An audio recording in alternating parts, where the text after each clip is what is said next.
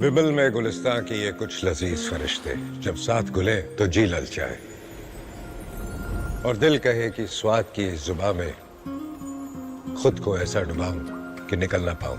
विमल की जुबान कुछ है ही ऐसी, मानते हैं ना? विमल बोलो जुबां केसरी। विमल में किताबें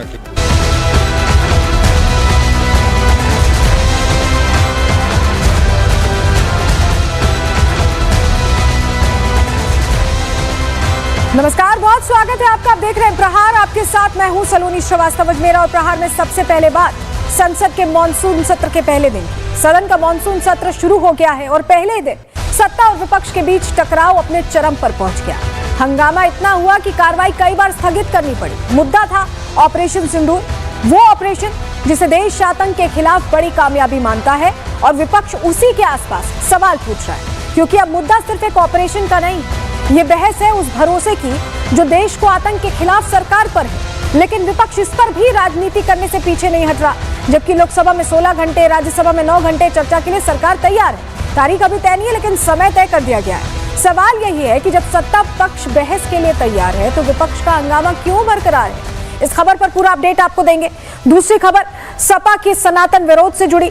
देश भर में सावन के महीने में शिव भक्ति की गूंज है। लाखों कांवड़िए भोलेनाथ की भक्ति में डूबे हुए हैं। लेकिन इसी बीच विपक्ष के कुछ नेता शिव भक्तों को गुंडा, मवाली और अराजक बताने में जुटे हैं। यानी भक्ति पर भी राजनीति हो रही है और सनातन पर सीधा हमला किया जा रहा है। सवाल यह है कि जब ताजिया जुलूस पर सपा मौन रहती है, लव जिहाद, लैंड जिहाद, थूक जिहाद पर एक शब्द नहीं निकलता, तो कांवड़ यात्रा पर इतनी चुभन क्यों है? इस पर भी बात करेंगे। तीसरी खबर धर्मांतरण गैंग से जुड़ी। धर्मांतरण के नाम पर ब्रेन वॉश, कट्टरपंथ और राष्ट्र विरोध की प्लानिंग अब खुलकर सामने आ रही है। उत्तर प्रदेश के आगरा से सामने आए धर्मांतरण का मामला अब देश भर में बहस का विषय बन गया है। दो पढ़ी लिखी बेटियां कट्टरपंथी जाल में फंसती हैं, ब्रेन वॉश होता है और फिर इस्लाम अपनाने के लिए मानसिक रूप से तैयार किया जाता है इन्हें। और धीरे धीरे ये सोच उन पर इस कदर हावी हो जाती है कि वो बाकायदा बुर्का पहनती हैं, इस्लाम अपनाती हैं। और ये इकलौता मामला नहीं है, छांगुर को लेकर भी पहले खुलासे हो चुके हैं। प्रहार में आपको बता चुके हैं किस तरह से धर्मांतरण का ये पूरा गैंग चलाया जा रहा है, कार्रवाई क्या हो रही है, क्या मांगे उठ रही है, सब कुछ आपको बताएंगे। बात बच्चे को एक शख्स द्वारा पिटबुल से जबरन कटवाने की भी करेंगे और बांग्लादेश में प्लेन हादसे की भी बात होगी। लेकिन सबसे पहले अब बात कर रहे हैं मॉनसून सत्र की।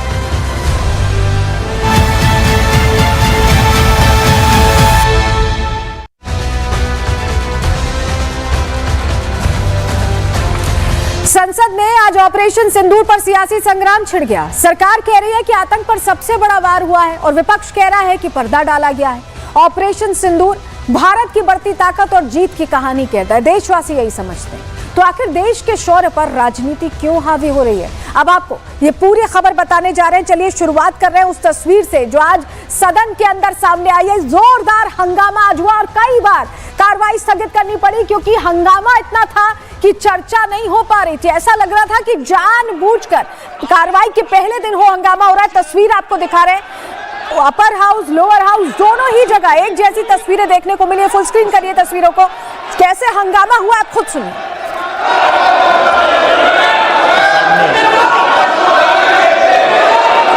Question number 1,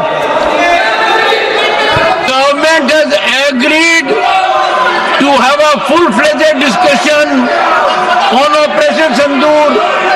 I have admitted the motion. तो देखा आपने, दोनों सदनों में हो हंगामा हुआ है। सरकार तैयार है, फिर भी क्यों तकरार हो रही है? आपको बताने जा रहे हैं। संसद के मॉनसून सत्र की आज से शुरुआत हुई है और मॉनसून सत्र के पहले ही दिन विपक्ष ने हंगामा किया। पहलगाम हमले पर, ऑपरेशन सिंदूर पर चर्चा की मांग कर विपक्ष सांसदों ने जोरदार नारेबाजी की है सदन के अंदर। हंगामे की वजह से कई बार सदन को स्थगित करना पड़ा है। कहा गया है जेपी नड्डा की तरफ से, सरकार की तरफ से कि हम चर्चा करेंगे और तरीके से करेंगे। ऑपरेशन सिंदूर के सभी पॉइंट्स को सामने रखा जाएगा। अगले हफ्ते लोकसभा में ऑपरेशन सिंदूर पर चर्चा होगी। लोकसभा में ऑपरेशन सिंदूर पर 16 घंटे चर्चा होगी। ये बात उनकी तरफ से सदन के अंदर कह भी दी गई, लेकिन इसके बावजूद भी हो हंगामा जारी रहा। मल्लिकार्जुन खड़गे किस तरह से सवाल कर रहे हैं और कैसे जवाब दिया जेपी नड्डा ने, पहले दोनों को सुनिए।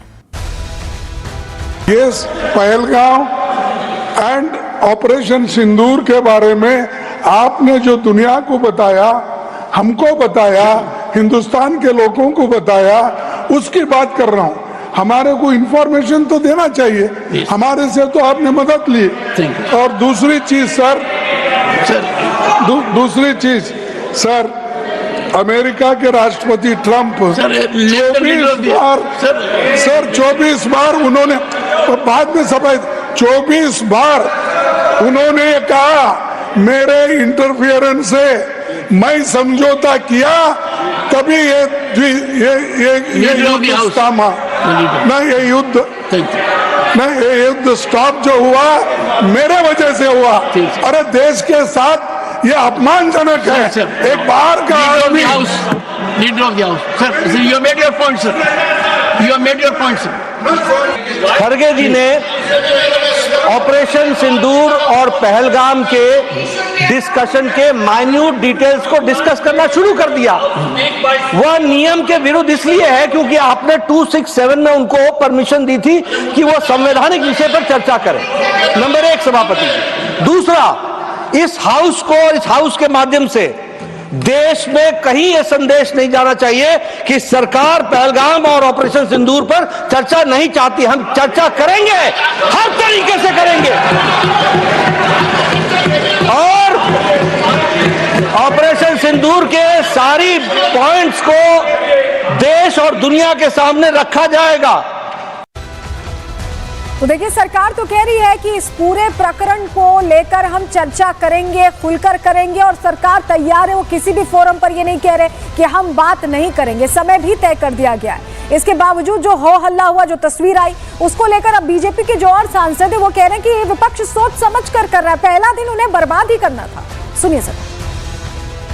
गवर्नमेंट के सदन चलाने के उसको हर तरीके से तोड़ी जा रही है। आप हर सेशन में ही देखेंगे कि किस तरह से हुड़दंग मचाया जाता है, शोर शराबा किया जाता है। आज से जो पूरा बिजनेस है उसको लेकर हर समय का हर विषय को समय दिया गया है। जिनकी डिमांड कर रहे हैं उसको भी समय दिया है, लेकिन ये कार्रवाई होने नहीं देना चाह रहे। सदन को पहले दिन ही मानसून सत्र के जिस तरीके से हंगामा कर रहे थे, इससे साफ है कि वो सोच समझ करके सदन को न चलने दें। मैं बार बार अपील कर रहा था कि हमने संसदीय कार्य मंत्री को भी समय दिया। उन्होंने क्या अपील किया, उनका आज बिजनेस एडवाइजरी कमेटी की बैठक है, जिसको भी जो विषय विपक्ष को उठाना है स्पीकर साहब के सामने होगा, सरकार सब पे जवाब देगी। रक्षा मंत्री को मौका दिया, रक्षा मंत्री ने कहा कि सरकार जो भी हो चर्चा के लिए भी तैयार है, सरकार हर विषय पे जवाब देगी। चर्चा करने के लिए तैयार है, हमने तो रखा है इसको। और माननीय रक्षा मंत्री जी ने बोले आप लोग किसी भी चर्चा लाओ, हम चर्चा में भाग लेने के लिए, चर्चा करने के लिए तैयार हैं। इनके पहले से ही तैयार करके मोटिवेट होकर आया है जो हम हाउस चलने नहीं जाएंगे, हल्ला करेंगे। तो इनके ही लोग हल्ला करते, राहुल गांधी बोलते हमको बोलने नहीं दिया जाता। इनके प्रियंका गांधी अपने लोगों को पहले चुप करा ले तो भी बोल पाएगा। अब वो चुप नहीं कर रहा, हल्ला वही लोग कर रहे थे, कैसे बात करेगा राहुल गांधी जी। और इस बीच एक बड़ी खबर आ रही है, उसका रुख कर रहे हैं, जहां आपको बताएं संसद में इस वक्त हाई लेवल बैठक चल रही है। शाह, राजनाथ सिंह, नड्डा और रिजिजू इस बैठक में मौजूद हैं। एस जयशंकर भी बैठक में शामिल हैं। तो बैठक चल रही है संसद के अंदर, हाई लेवल मीटिंग, जिसमें बड़े चेहरे सरकार के मौजूद हैं। रक्षा मंत्री हैं, गृह मंत्री हैं, विदेश मंत्री हैं, नड्डा भी मौजूद है, जेपी नड्डा, किरण रिजिजू की मौजूदगी है। ऐसे में क्या रणनीति अब बीजेपी तैयार कर रही है, हो सकता है इस बैठक में चर्चा चल रही हो। इस बीच अखिलेश यादव भी इस मुद्दे को लेकर, ऑपरेशन सिंदूर को लेकर, पहलगाम हमले को लेकर हमलावर दिखे। उन्होंने कहा कि आप सरकार को कुछ छिपाना नहीं चाहिए, विपक्ष बातचीत चाहता है। सुनिए जरा।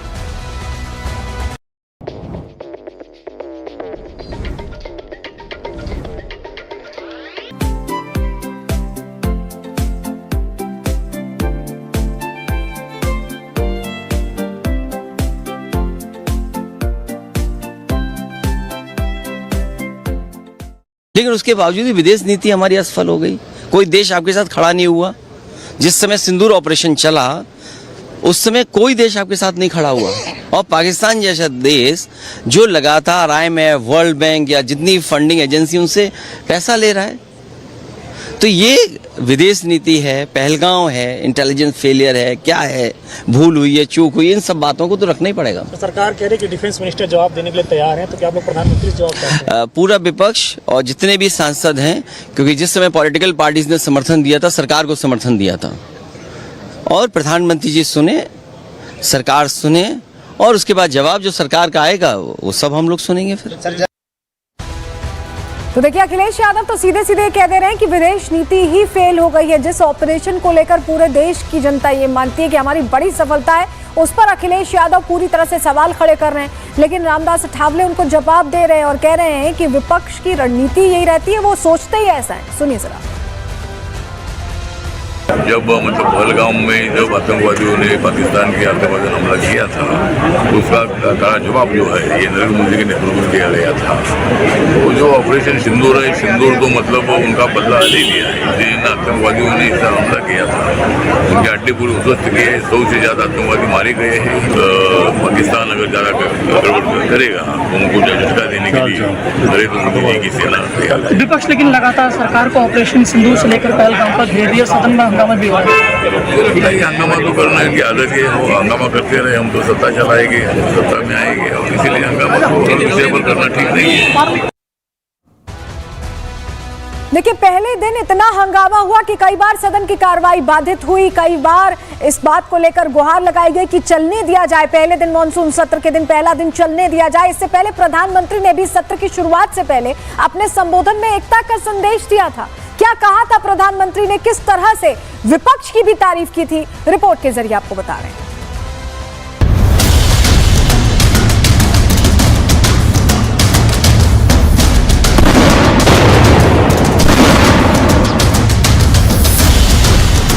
मॉनसून सत्र के पहले दिन विपक्ष ने चाहे जितना हंगामा काटा हो, जितनी भी नारेबाजी की हो, लेकिन सत्र शुरू होने से पहले प्रधानमंत्री नरेंद्र मोदी ने देश को एकता का संदेश दिया। इस दौरान पीएम मोदी ने ऑपरेशन सिंदूर का जिक्र किया, विपक्षी दलों के रुख की प्रशंसा की। और मैं आज देशवासियों के सामने जरूर कहूंगा और देश के राजनीतिक दलों से भी कहूंगा कि देश ने एकता की ताकत देखी है, एक स्वर का सामर्थ्य क्या होता है देखा है। तो सदन में से भी सभी माननीय सांसद उसको बल दें, उसको आगे बढ़ाएं। और मैं जरूर कहूंगा, राजनीतिक दल अलग अलग हैं, हर एक का अपना एक एजेंडा है, अपनी एक भूमिका है, लेकिन मैं इस वास्तविकता को स्वीकार करता हूं कि दल हित में मत भले न मिले, लेकिन देश हित में मन जरूर मिले। पीएम मोदी ने साफ कर दिया कि कैसे ऑपरेशन सिंदूर में पिटने के बाद पाकिस्तान घुटनों पर आ गया। एक तरफ तो भारतीय सेना का शौर्य दिखा, तो दूसरी तरफ पाकिस्तान गिड़गिड़ाने लगा था। यही वजह है कि मॉनसून सत्र की शुरुआत से ठीक पहले पीएम मोदी ने भारत के दुश्मनों को भी डायरेक्ट मैसेज दिया। ऑपरेशन सिंदूर में भारत की सेना ने जो लक्ष्य निर्धारित किया था 100% अचीव किया। आतंकियों के आकाओं के घर में जाकर के 22 मिनट के भीतर भीतर ऑपरेशन सिंदूर के तहत उसको जमींदोज कर दिया गया। भारत की बड़ी जीत के साथ ही नक्सलवाद के खिलाफ जारी जंग को लेकर भी पीएम मोदी ने संदेश दिया। कहा कि जहां कुछ दिनों पहले तक रेड कॉरिडोर हुआ करता था, आज वो इलाका ग्रीन कॉरिडोर में बदल रहा है। देश कई प्रकार की हिंसक वारदातों का शिकार रहा है, लंबे अरसे तक शिकार रहा है। देश आजाद हुआ तब से ये समस्या को हम झेल रहे हैं, चाहे आतंकवाद हो, नक्सलवाद हो। कोई प्रारंभ में शुरू हुआ होगा, कोई बाद में शुरू हुआ होगा, लेकिन आज नक्सलवाद का, माओवाद का दायरा बहुत तेजी से सिकुड़ रहा है। देश के उज्जवल भविष्य के लिए साफ दिख रहा है कि कल तक जो रेड कॉरिडोर थे वो आज ग्रीन ग्रोथ जोन में परिवर्तित होते नजर आ रहे हैं। साफ है कि प्रधानमंत्री का फोकस सदन की एकता पर रहा, जहां सबसे पहले उन्होंने दुश्मनों को संदेश दिया और फिर विपक्ष को एकजुटता का मंत्र। लेकिन मॉनसून सत्र की शुरुआत में ही विपक्ष के हंगामे ने साफ कर दिया कि ऑपरेशन सिंदूर पर चर्चा तो बहाना है, विपक्ष का असली का हंगामा है। Bureau report, Republic Bharat. तो चलिए, अभी तो सत्र शुरू हुआ है, उम्मीद करते हैं कि चर्चा का समय भी तय है, ऐसे में सत्र चल पाए, लोगों के काम की भी बात हो पाए, सियासत कम हो। आगे बढ़ रहे, अगली खबर की अब बात कर रहे हैं और बात सनातन को लेकर आए दिन दिए जा रहे बयानों की। बार बार ऐसा लग रहा है कि सनातन के खिलाफ बयान देना बहुत आसान हो गया, एक आदत सी बन गई है नेताओं की। हुआ क्या है, अब पूरी खबर आपको बताने जा रहे हैं। सनातन से आखिर दुश्मनी क्यों, सवाल यही है। देखिए, शिव भक्तों की आस्था से सड़कें गुलजार, हम देख रहे हैं कैसे कांवड़िए सड़कों पर दिखाई दे रहे हैं, लेकिन कुछ नेताओं के सीने पर सांप्रदायिक सियासत का बोझ है। सपा नेताओं को कांवड़ यात्रा में भक्ति नहीं, गुंडागर्दी दिख रही है, और सिर्फ सपा नेता नहीं, कुछ और दलों के भी नेता हैं। क्या सनातन को अपशब्द कहकर समाजवादी पार्टी या इस तरह से विपक्षी और जो नेता हैं उनकी तुष्टीकरण की सियासत इतनी हावी है उन पर, वो इतने व्यस्त हैं उस सियासत में कि किसी की आस्था पर चोट करने से भी ये चूक नहीं रहे हैं। अब बात इसी की करने जा रहे हैं, इसी पर आपको डिटेल देने जा रहे हैं। सबसे पहले आपको बताते हैं कि ये जो फहरिस्त है, दिन पर दिन सपा नेताओं का तो नाम जुड़ा ही था, कुछ और नेता भी लगातार सामने आ रहे हैं जो जुड़ते जा रहे हैं इसमें। सबसे पहले आपको बताते हैं, अब ताजा बयान कांवड़ियों को लेकर किसका आया। चलिए, सपा के एमएलए इकबाल महमूद, तस्वीर आप देख रहे हैं, इन्होंने सवाल उठा दिए हैं, इन्होंने प्रश्न खड़े कर दिए हैं। कांवड़ यात्रा में शिव भक्तों की संख्या कम है कह रहे हैं, गुंडे और मवालियों की संख्या ज्यादा है, यानी कांवड़ियों को ये गुंडे और मवाली बता रहे हैं। रास्तों पर बदमाशी, बदतमीजी करते हैं कांवड़िए। इसके अलावा रामगोपाल यादव क्या कह चुके हैं, कांवड़िए सड़कों पर मारपीट कर रहे हैं, कांवड़िए सड़कों पर उदंडता कर रहे हैं। स्वामी प्रसाद मौर्य, एक और चेहरा, एक और विपक्षी नेता, हालांकि सपा नेता नहीं है, लेकिन ये भी कह रहे हैं कि भोले बाबा के भक्तों को अपराधी इन्होंने सीधे सीधे कह दिया, अपराधी बता रहे हैं। तो ये वो नेता हैं जो लगातार अलग अलग तरीके से सियासत कर रहे हैं। सबसे पहले सपा नेताओं की बात कर लेते हैं, क्योंकि इनकी तो लग रहा है कि आदत हो गई है सनातन की मुखालफत करना, सनातन का विरोध करना। अब लव जिहाद हो, लैंड जिहाद हो, धर्मांतरण हो रहा है, उस पर इनकी जुबानें सिल जाती हैं, उस पर कोई कुछ नहीं बोलता। रिपोर्ट देखिए।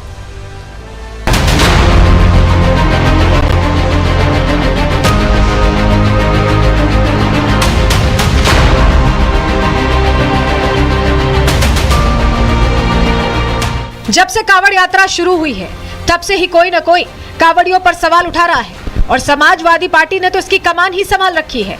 अखिलेश यादव अपने मुस्लिम वोटर्स को खुश करने के लिए सनातन को बदनाम करने में कोई कसर नहीं छोड़ रहे, और उनके नेता कांवड़ियों को गुंडे बदमाश बता रहे हैं। फूल बरसाए हैं तो ठीक है, उनकी आस्था है ये, लेकिन कांवड़ियों ने जिस तरह से सीआरपीएफ के लोगों को मारा, कुछ महिलाओं को मारपीट कर रहे हैं, जितनी उद्दंडता कर रहे हैं, उसकी योगी जी को निंदा करनी चाहिए।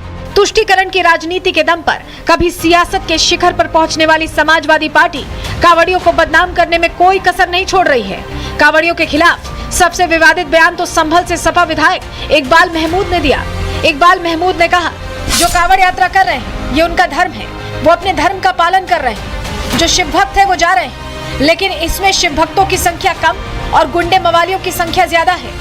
ये रास्तों पर बदमाशी और बदतमीजी करते हुए नजर आ रहे हैं। इक्का दुक्का घटनाओं को बुनियाद बनाकर कांवड़ियों की तुलना गुंडों से करना किसी अपराध से कम नहीं।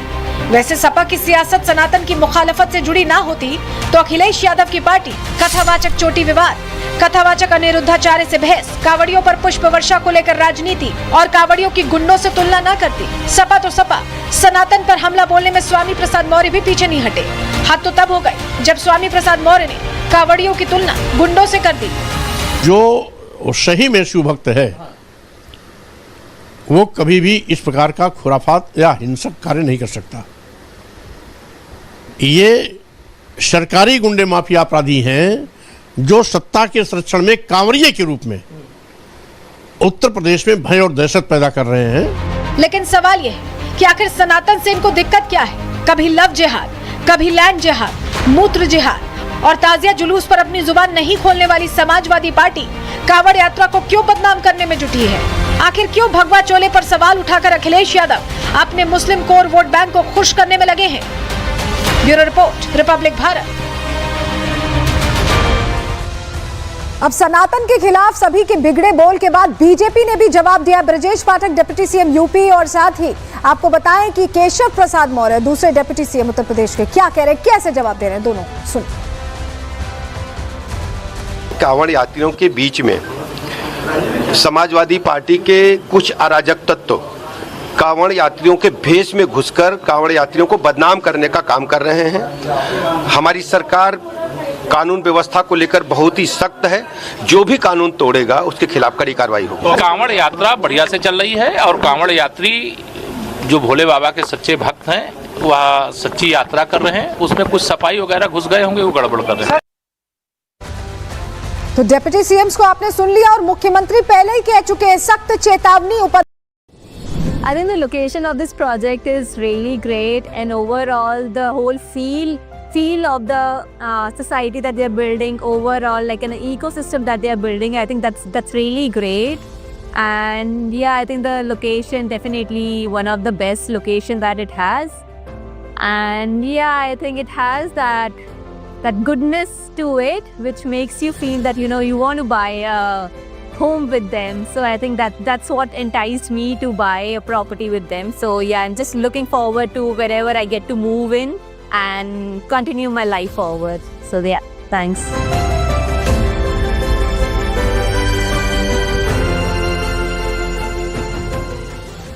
को हाथ में लेने की बजाय पुलिस को आप सूचना दें।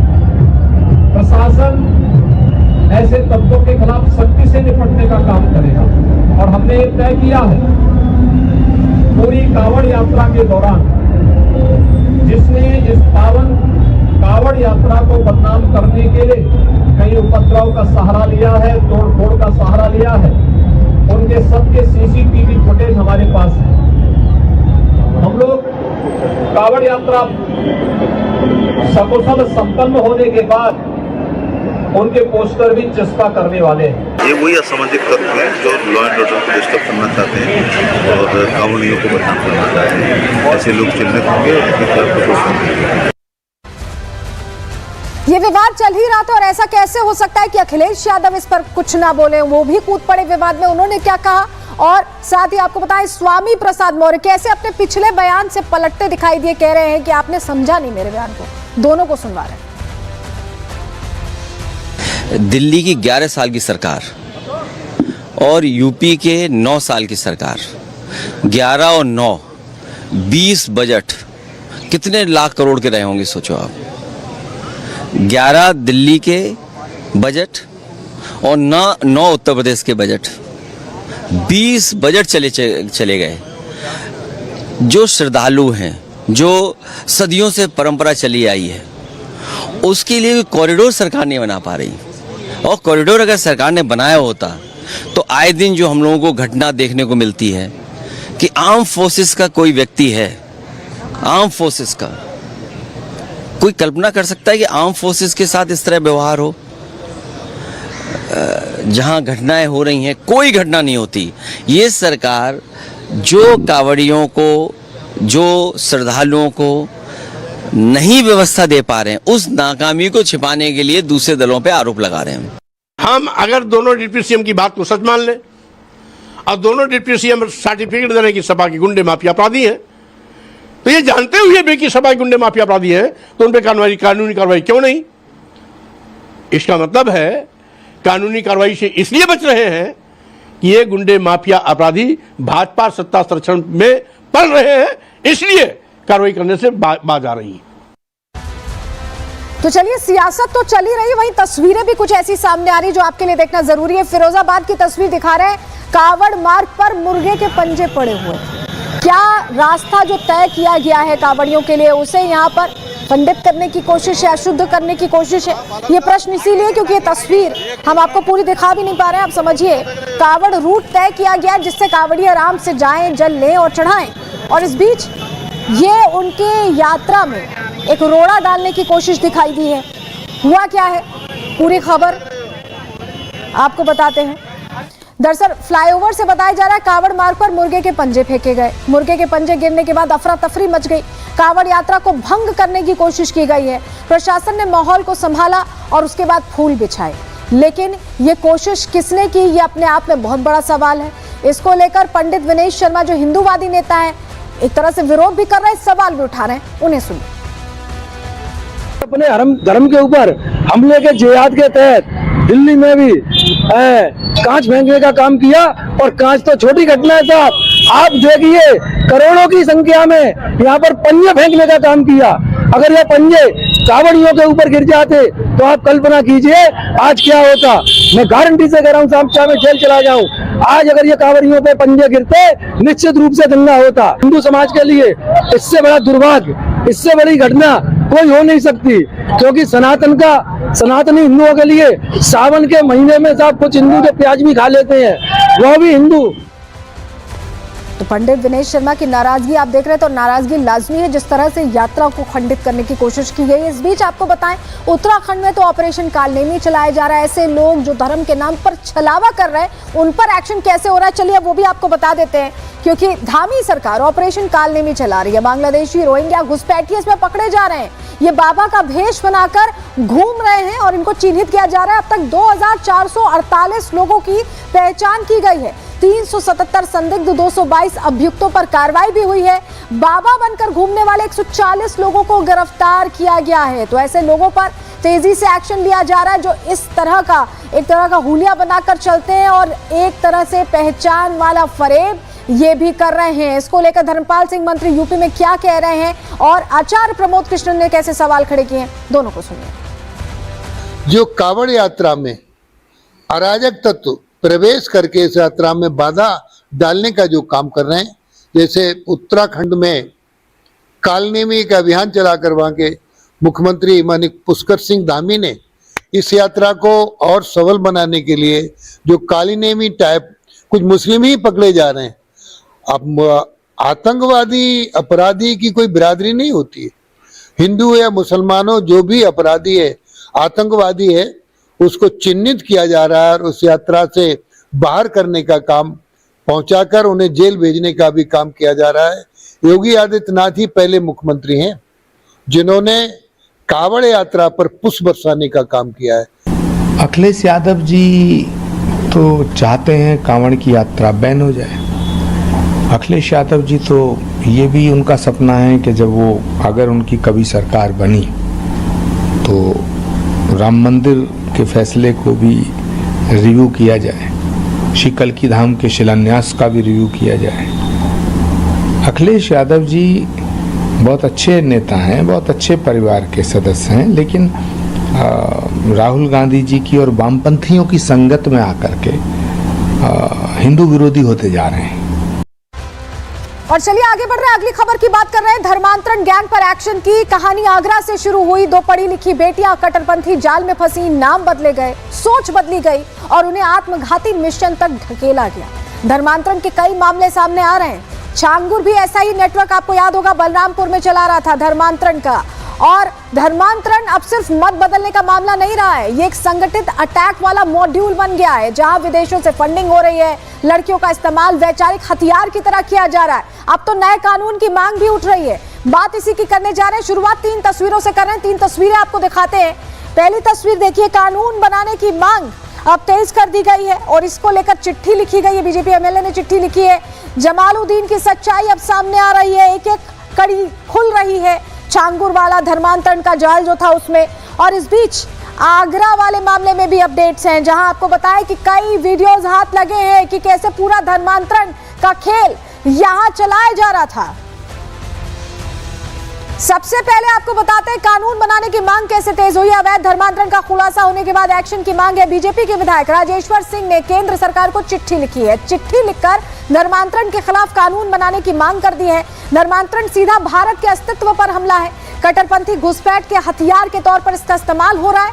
ऐसे में हजारों लड़कियों को निशाना बनाया जा रहा है। धर्मांतरण की आड़ में लड़कियों की तस्करी तक की जा रही है और ऐसे में ये मांग उनकी तरफ से कर दी गई है कि इसको लेकर कानून बना जाए और केंद्र इसको लेकर फैसला ले, ये उनकी तरफ से सीधा कहा गया। लेकिन आपको बताएं कि उत्तर प्रदेश में पहले से ही इसको लेकर कानून है। क्या कानून कहता है उत्तर प्रदेश का, चलिए फटाफट आपको बता देते हैं। यूपी में कानून में क्या है। यूपी में धर्मांतरण के खिलाफ सबसे सख्त कानून है।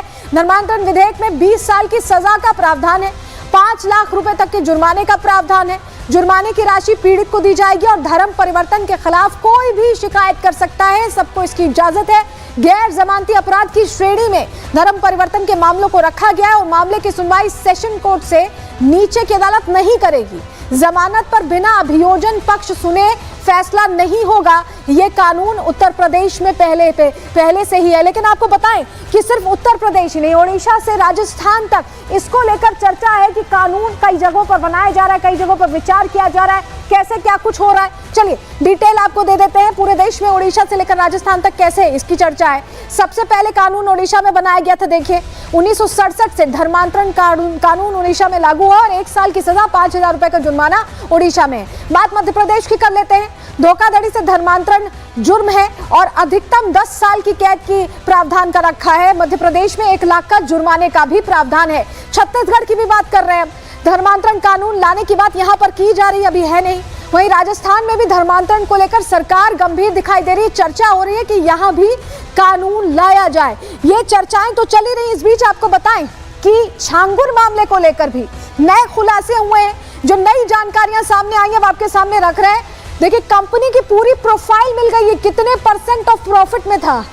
आपको देखिए 100% प्रॉफिट में था और नीतू और नवीन जो पूरा नेक्सस चला रहे थे, उसमें नवीन जो जमालुद्दीन था, उसको लेकर नया खुलासा हुआ है कि 100% कंपनी उसकी प्रॉफिट में चल रही थी। प्रोफाइल अब सामने आ गया है क्योंकि छांगुर मामले में लगातार एक्शन हो रहा है और नीतू नवीन हैंडल कर रहे थे। ऐसे में सिलसिलेवार तरीके से जानकारियां सामने आ रही हैं। अब क्या खुलासा हुआ, चलिए डिटेल आपको देते हैं। डॉक्यूमेंट हमने आपको दिखाया।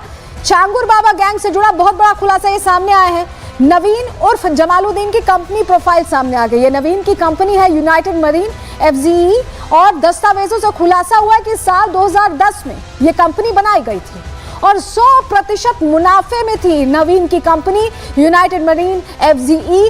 10 अलग अलग कंपनियों के लिए शिपिंग मेंटेनेंस का ये काम कर रही थी। UAE, मुंबई और गुजरात की इसकी कंपनियां हैं। आखिर नवीन ने मुनाफे वाली कंपनी क्यों बंद की, ये बहुत बड़ा प्रश्न है। क्यों कंपनी बंद कर छांगुर बाबा के साथ जुड़ गया? क्या धर्मांतरण के साथ कोई और भी खेल खेला जा रहा था? ये पूरा सवाल अब जांच के दायरे में है। इसको लेकर जांच चल रही है। लेकिन चलिए अब आपको बताते हैं कि कैसे वीडियोस का इस्तेमाल करके धर्मांतरण का ये पूरा नेक्सस चलाया जा रहा था। आगरा से जुड़ा जो पूरा मामला सामने आया है उस पर क्या नए खुलासे हुए, चलिए डिटेल आपको देते हैं। आगरा धर्मांतरण मामले में बहुत बड़ी जानकारी सामने आ रही है। आरोपियों से पूछताछ और सोशल मीडिया अकाउंट से यह खुलासा हुआ है कि जिन दोनों बहनों का धर्मांतरण 10 grams protein as in 2 cups of dal. Max protein snacking मतलब no cheating. पर धर्मांतरण के लिए दोनों बहनों के वीडियोस भी भेजे जाते थे। एक खास तरीके का लिटरेचर तैयार किया गया था। धर्मांतरण से पहले इस्लाम कबूल करने के फायदे बताए जाते थे। कयामत उस दिन आएगी जिस दिन पूरी दुनिया इस्लाम कबूल करेगी, ये भी कहा गया। मुसलमानों पर हुए अत्याचारों की एडिटेड वीडियोस दिखाई जाती थी भड़काने के लिए, फुसलाने के लिए। इन वीडियोस में शर्जील इमाम की गिरफ्तारी की वीडियो शामिल है। हिंदू संगठन की मुस्लिम महिलाओं से आमना सामना करने के वीडियो शामिल हैं। फिलिस्तीन गाजा पर इजराइल अटैक के बाद विक्टिम के वीडियो शामिल हैं। एक वीडियो में तो डेमोग्राफी राहुल गांधी की तस्वीरों का इस्तेमाल भी किया गया है। लिखा था कि कानून, डेमोक्रेसी की, इस्लाम की कोई जगह नहीं। ये इस तरह की बातें बाकायदा लिखी जाती थी, भड़काया जाता था।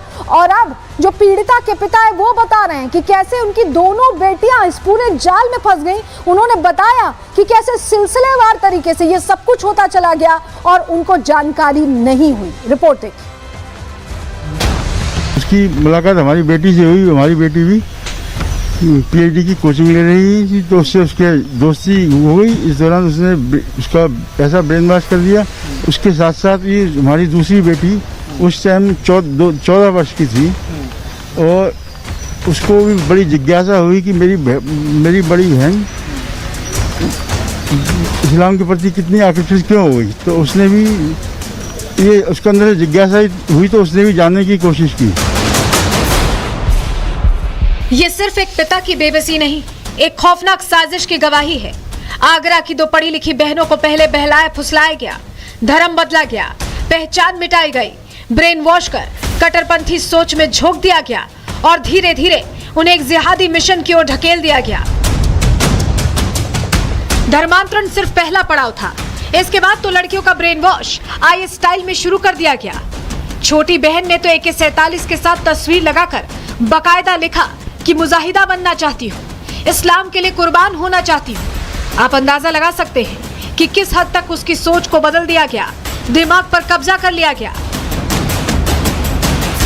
मार्च 2025 में ये दोनों बहनें आगरा से निकलकर कई बसें बदलती हुई कोलकाता पहुंची थी, जहां बकर महल की मुस्लिम बस्ती में एक घर में इन्हें रखा गया। यहां इनके नाम और पहचान दोनों बदल दी गई। बड़ी बहन अमीना बनी और छोटी जोया दोनों बुर्का पहनने लगी, इस्लामिक रीति रिवाज से रहने लग गए। आगरा पुलिस ने दिल्ली, गोवा, कोलकाता, जयपुर, देहरादून और मुजफ्फरनगर से 11 आरोपियों को गिरफ्तार किया। और ये कोई साधारण गिरोह नहीं था, ये एक माइंड कंट्रोल नेटवर्क था जो IS की तर्ज पर लड़कियों को पहले धर्म से काटता और फिर आतंक की राह पर ले जाता था। देश के अलग अलग राज्यों से गिरफ्तार 11 आरोपियों में से 6 आरोपी कन्वर्टेड थे। लश्कर-ए-तैयबा से इनका सीधा कनेक्शन मिला है। फंडिंग इन्हें कनाडा और अमेरिका से हो रही थी। 6 जो आरोपी कन्वर्टेड थे उनकी पहचान भी अब सामने आ चुकी है। SB कृष्णा उर्फ आयशा, शेखर रॉय उर्फ हसन अली, ऋतिक बनिक उर्फ मोहम्मद इब्राहिम, रुपेंद्र सिंह उर्फ अब्दुल रहमान, मोहम्मद अली उर्फ पीयूष पवार, मनोज उर्फ मुस्तफा। इसने बहुत अच्छी व्यवस्था कर रखी थी पूरी पुलिस। जब तक तो उनको भनक ही नहीं लगी, ऐसी पहले रैकी करी, फिर जाके कमरे में गए तो लेके आए। जब तक बाहर निकलने लगे तब तो भीड़ बढ़ती गई। लोकल पुलिस का भी वहाँ सहारा लिया पुलिस ने, तो इतनी इसको थोड़ा फास्ट मूव से काम करके बहुत जल्दी निपटाया। देखिए पूरा नेक्सस है, 11 लोग गिरफ्तार हुए, कोई मुजफ्फरनगर से, कोई दिल्ली से, कोई कोलकाता से, अलग अलग राज्यों, 6 राज्यों से 11 लोग। क्या कोई रैकेट लग रहा है आपको जो नेक्सस? इनका 2-3 जनों से जिनका संपर्क रहा वो तो छोटे से मतलब छोटी सी मुर्गी है, मतलब बड़े बड़े जो आका है उनके निर्देश पे काम चल रहा है। बाकी लोग पकड़ गए हैं तो वो उनको पकड़ना जरूरी है, उनके खिलाफ सख्त से सख्त कार्रवाई होना बहुत जरूरी है। गिरफ्तारियों के बाद खुलासा हुआ कि गोवा की आयशा के जिम्मे फंडिंग जुटाने का काम था, जिसे कनाडा में बैठे दाऊद नाम के व्यक्ति से पैसा मिलता था। आरोपी रहमान कुरैशी द सुन्ना नाम से YouTube चैनल भी चलाता था, जिस पर उसके 1,66,000 फॉलोअर्स थे। सोचिए इतने लोग उससे प्रभावित हो रहे थे। इस्लाम अपनाने के बाद दोनों बहनें लगातार सोशल मीडिया पर कट्टर विचार फैलाने लगी। ATS और STF अब इस पूरे नेटवर्क की तह में जा रही है। ये सिर्फ धर्म परिवर्तन नहीं बल्कि माइंड हैकिंग मिशन था, जिस पर इतने सारे लोग लगे हुए थे। आदरणीय माननीय श्री योगी आदित्यनाथ जी, मुख्यमंत्री उत्तर प्रदेश का भी धन्यवाद करता हूं कि उन्होंने समय रहते हुए इसको शीघ्रता से अतिशीघ्र कार्रवाई करी। कॉलेज जाने वाली 2 बहनें कुछ महीनों में ही आत्मघाती बनने को तैयार हो जाती हैं। ये घटना चेतावनी है हर माता पिता के लिए, क्योंकि ब्रेन वॉश अब सिर्फ मदरसों या सीमा पार से नहीं बल्कि स्क्रीन और सोशल मीडिया ऐप से हो रहा है। डिजिटल जिहाद का ये मॉडल किसी के घर भी दस्तक दे सकता है। Bureau report, Republic Bharat. इस खुलासे के बाद केंद्रीय मंत्री SP सिंह बघेल कह रहे हैं कि इस मामले में त्वरित कार्रवाई चल रही है, इन्वेस्टिगेशन चल रही है। सुनिए। बहुत पहले से हैं, बहुत पहले से इस प्रकार की मिशनरी लोग धर्म में सहाया जाता है कि यदि आप नमाज पढ़ेंगे तो बहुत सवाब मिलेगा, हज करेंगे तो 6 गुना मिलेगा, ज़कात करेंगे तो मिलेगा, और यदि किसी काफिर का धर्म परिवर्तन करा देंगे तो फिर जन्नत मिलेगी। तो अंधविश्वासी लोग इस प्रकार से अपने धर्म को बढ़ाने के लिए दूसरे धर्म के धर्म परिवर्तन प्रलोभन दे करके, धमका करके इनोसेंट लोगों को, गरीब लोगों को, कम उम्र के व्यक्तियों को इस्तेमाल करते हैं। ये बहुत गलत बात है, उनके खिलाफ कठोर कार्रवाई हो रही है। लेकिन कैसे खुलासा हुआ, कैसे इन दोनों बहनों तक पुलिस पहुंची है, आपको बताते हैं। ऑपरेशन अस्मिता चलाया गया। 4 मई को दोनों बहनों के पिता ने दरअसल मामला दर्ज कराया और 15 दिनों बाद पुलिस को दोनों लड़कियों की लोकेशंस मिली। बंगाल में विशेष समुदाय बाहुल्य इलाके में दोनों को रखा गया था। लड़कियों को बचाने के लिए पुलिस ने ऑपरेशन को गुप्त रखा, सीक्रेट रखा। ऑपरेशन अस्मिता में 50 पुलिसकर्मियों को शामिल किया गया। बाकायदा प्रोफाइलिंग करके पुलिसकर्मियों को चुना गया है। बीटेक एमटेक बैकग्राउंड वाले पुलिसकर्मियों को शामिल किया गया क्योंकि जांच का दायरा बड़ा था। और पिछले 7 दिन से पुलिस टीम बंगाल में लड़कियों के लोकेशन पर थी। लड़कियों के लोकेशन पर पहले पुलिस की टीम ने रेकी की। पहले उस टीम को भेजा गया जो पूरी तरह से टेक्निकली साउंड थी। कुछ पुलिसकर्मी, पत्रकार और अन्य पेशेवर बनकर भी ऑपरेशन में गुप्त रखते हुए शामिल थे। पुलिस की एक टीम दूसरी टीम को नहीं जानती थी, इतनी ज्यादा सीक्रेसी बरती गई है और आखिरी वक्त तक पुलिसकर्मियों को नहीं बताया गया था कि कौन कहां जाएगा। जिस वक्त लड़कियों को बरामद किया गया उस समय माता पिता भी मौजूद थे।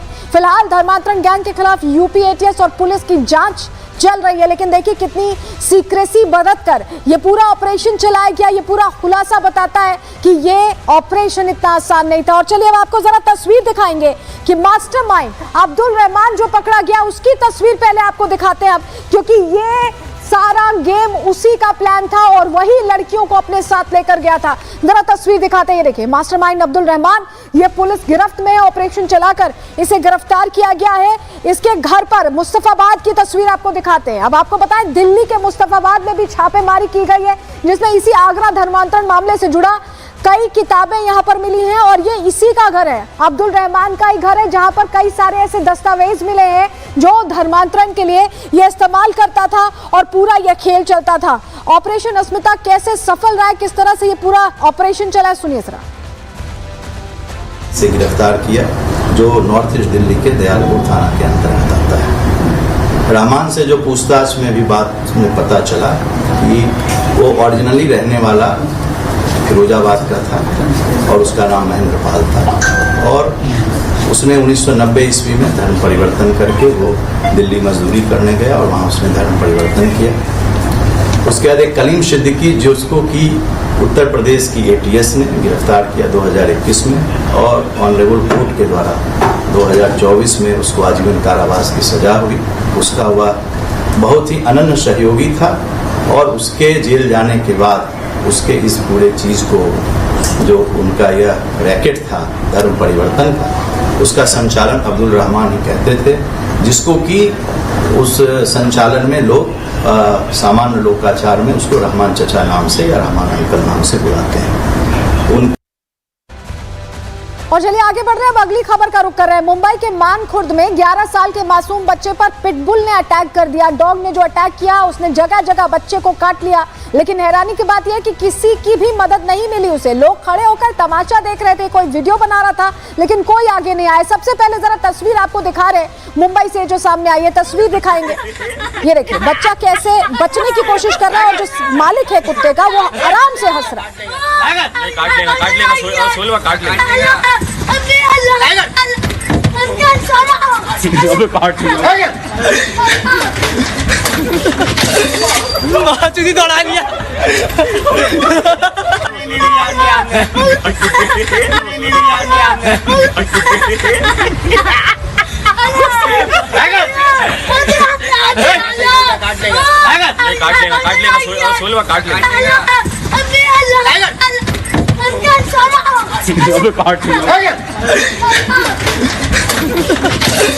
दौड़ा लिया काट दौड़ा लिया।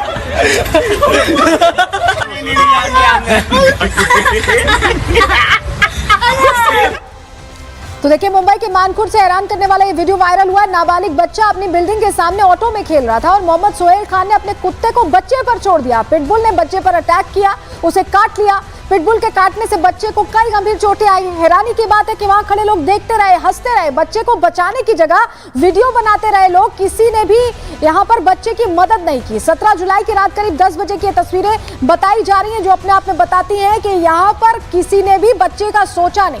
पीड़ित बच्चा इसको लेकर क्या कह रहा है उसे सुनिए पहले।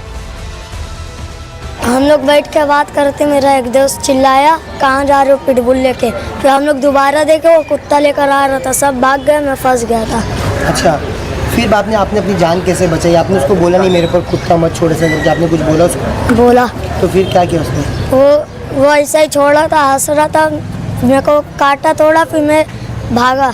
मेरा कपड़ा भी पकड़ा था। हाँ, मैं भाग गया। तो कैसे आपने अपनी जान बचाई? किसी ने आपकी मदद क्यों नहीं किया? वहाँ पर कुछ लोग वीडियो बना रहे थे, सब लोग देख रहे थे। और देखिए इसके बाद केस भी दर्ज कराया गया। आपको बताते हैं बच्चे के पिता ने मानखुर्द पुलिस थाने में शिकायत दर्ज कराई। बीएनएस की धारा 291, 125 और 125A में मामला दर्ज हुआ। पुलिस ने आरोपी सोहेल खान को नोटिस देकर छोड़ दिया है। वीडियो सामने आने के बाद भी पुलिस ने उसे गिरफ्तार नहीं किया। फिलहाल आरोपी सोहेल खान पुलिस की गिरफ्त से बाहर है। परिवार की मांग है कि आरोपी को कड़ी से कड़ी सजा दी जाए। इसको लेकर पिता क्या कह रहे हैं उन्हें सुनिए। सर बच्चे ना रिक्शे के अंदर बैठे थे, ये बंदा रिक्शा लेके वो कुत्ता लेके आया है, रिक्शे की तरफ जब आ रहा था तो बच्चे लोग ऐसा भागे सब, और ये रिक्शा से भाग नहीं पाया तो इसको पकड़ लिया इसने। लड़का बच्चा डिग्गी में भी घुस गया तो डिग्गी के अंदर कुत्ता घुसाड़ दिया और वहीं बैठ के हंस रहा है और कुत्ते से कटवा रहा है। फिर उसको मैंने देखा वीडियो तो फिर पुलिस चौकी गया, मैंने कंप्लेन किया तो पुलिस वाले पकड़ के ले गए उसको, नाइट में रखे उसको, नाइट में फिर उसको सुबह में नोटिस दे के छोड़ दिया। ये घटना हैरान करती है, तस्वीरें वायरल है लेकिन सवाल खड़े कर रही। रिपोर्ट इसी से जुड़ी आपको दिखा रहे हैं।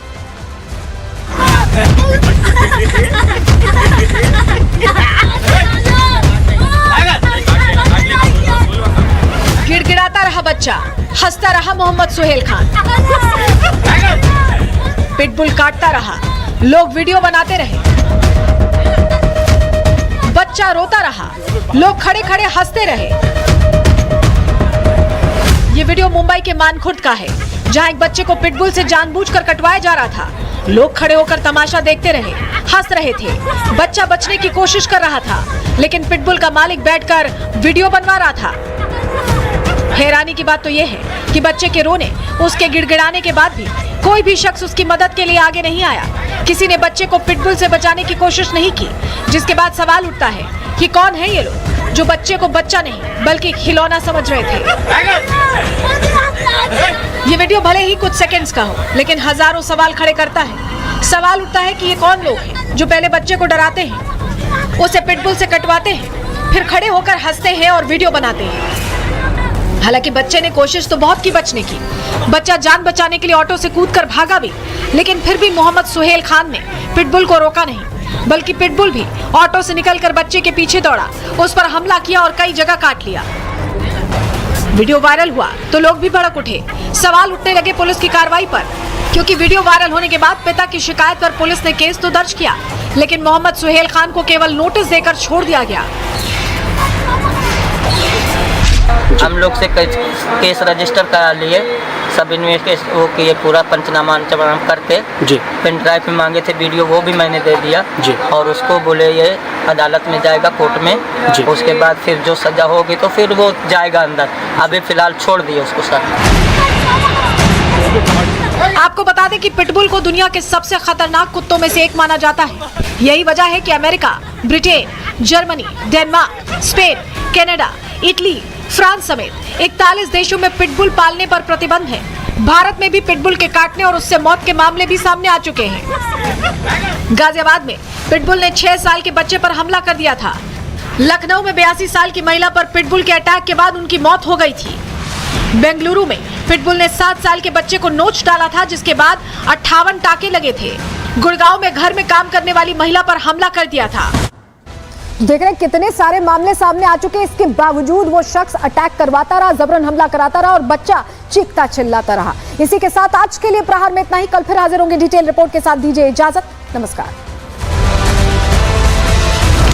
गुलिस्तां के ये कुछ लजीज फरिश्ते जब साथ घुले तो जी ललचाए और दिल कहे कि स्वाद की जुबान में खुद को ऐसे डुबाऊं कि निकल ना पाऊं। विमल की जुबान कुछ है ही ऐसी, मानते हैं विमल, बोलो जुबान कैसी।